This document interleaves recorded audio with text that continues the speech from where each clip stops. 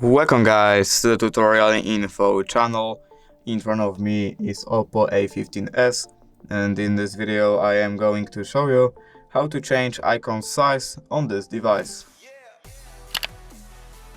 Alright, so to do this firstly we have to hold on our wallpaper, and here we have to click on the settings.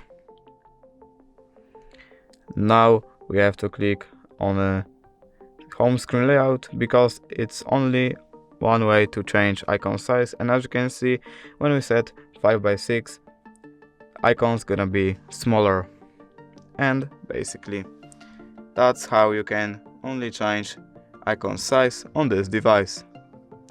If you did enjoy this video, please leave a like and subscribe. Thank you guys for watching. Bye!